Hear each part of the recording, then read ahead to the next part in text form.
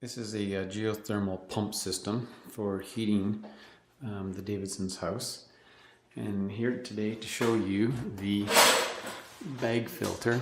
So I've taken the two screws out to get this panel off. There's our bag filter. It is very easy to change. Simply pull this filter out.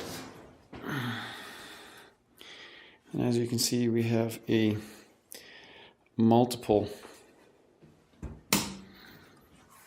sleeve type filter, and equivalent to about 16 filters if you were to consider how big the opening is.